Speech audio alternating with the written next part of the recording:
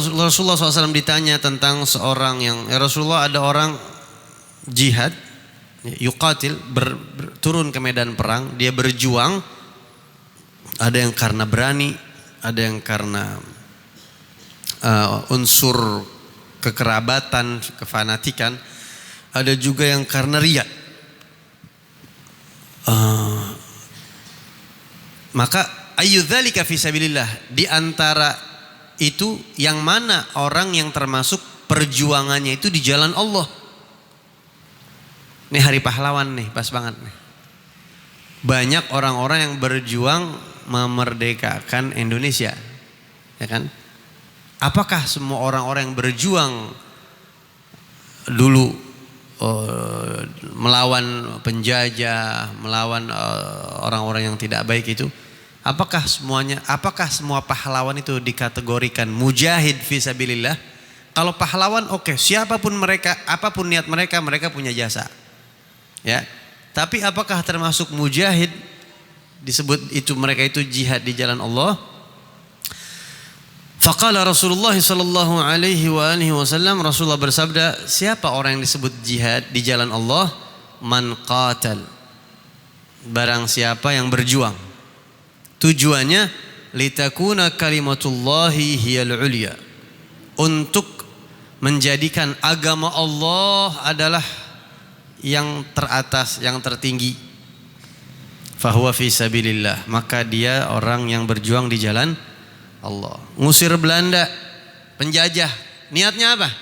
Kalau dia niatnya untuk anak cucu saya bisa ibadah tenang di Indonesia, supaya mereka tidak terganggu, tidak kena fitnah agama anak cucu saya, supaya umat Islam di Indonesia, begitu. Paham? Kalau tujuannya itu karena Allah dan Rasulnya, karena mereka kan bukan Muslim.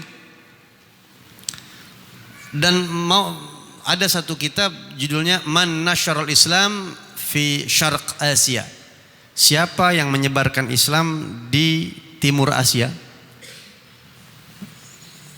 Nah, di situ disebutkan bahwasanya penjajahan di Indonesia ataupun di negara-negara lain itu semuanya sangat berkaitan erat dengan misionaris.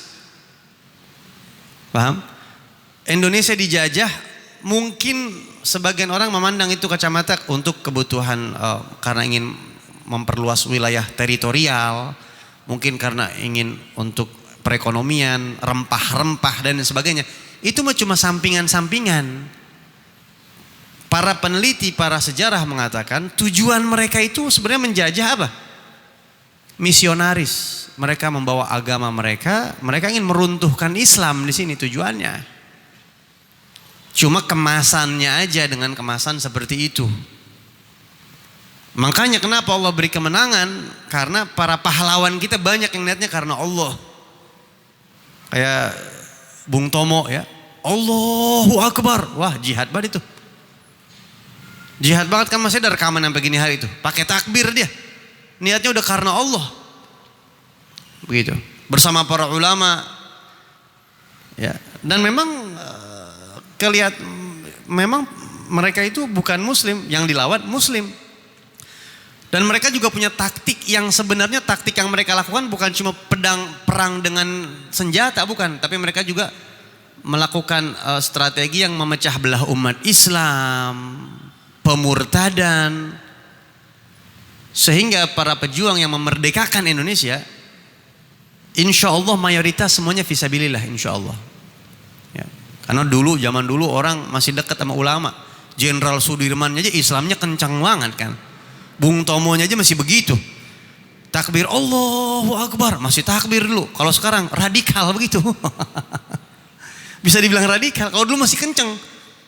Pejuang-pejuang yang bukan ulama masih belum alergi dengan takbir, masih nyemangatinnya pakai takbir. Makanya para pahlawan itu layak disebut mujahidin. Kita husnudzan kepada Allah. Ya kita nggak mungkin cek satu persatu, dan urusan niat itu kan urusan Allah Subhanahu wa taala. Kita husnudzan begitu. Tapi andai kata ada di antara mereka yang niatnya bukan karena untuk membela agama Allah, mempertahankan akidah Islam dan anak cucunya nanti, ya mereka bukan jihad berarti. Gitu ya.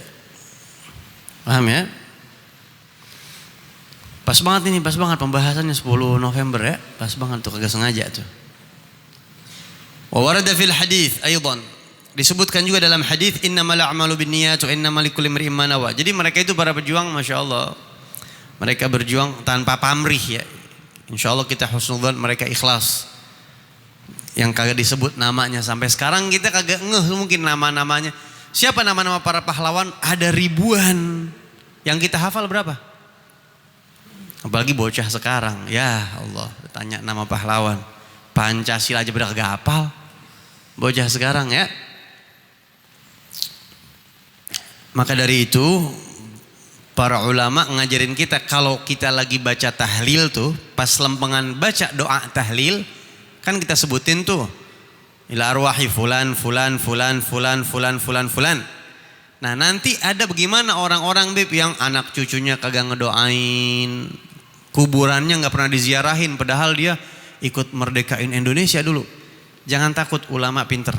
Mereka sudah menambahkan doa khususon man la dzakira lahu wala zairalah.